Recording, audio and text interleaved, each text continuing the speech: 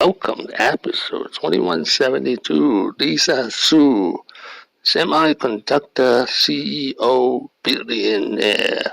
9 lessons. It's an outline of episode 2172, lesson 1 to 5, lesson 6 to 9. Lesson 1. Find the toughest problem and volunteer. Is find the toughest problems in the world and volunteer to help solve them. Because this is really how you make your own luck. This is when people really pay attention. And this is when you're really doing something that makes a difference. Lesson 2, how she started with semiconductors. And so I went to MIT. And sometimes, and maybe you guys can relate to this, careers are very much by chance, right? I'd like to think that you planned everything out minute by minute, but it's usually not like that.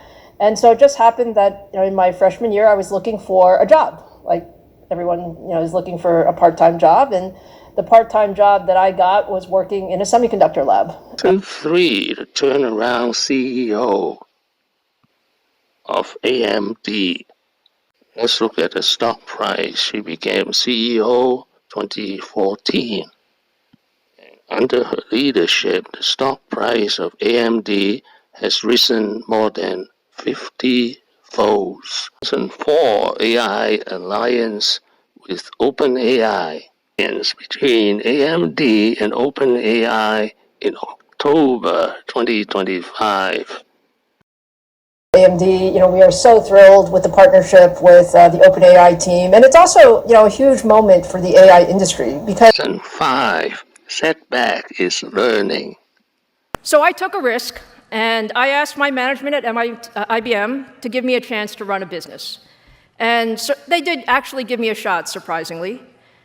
I made a lot of mistakes those first few years, and I learned that the moments that really shaped my career were the times when I really screwed up the most.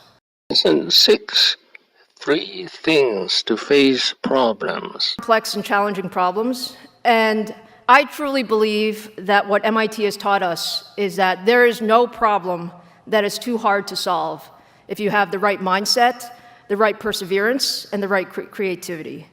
So, Lesson 7, what is leadership? Leaders do. What leaders do is they actually bring teams together to do something that nobody thought was possible. And that's what I enjoy about. Lesson 8, PhD worth it. Is actually pretty useful. That's my personal opinion. Because you get to work on some problem. During your PhD thesis, you work on some problem that nobody else is really working on in the world. And that gives you a lot of opportunity to explore much broadly than sometimes in a company, you become much more focused. Lesson 9, she's a distant cousin of Jensen Huang. First of all, Jensen is brilliant, so I fully admire him for that.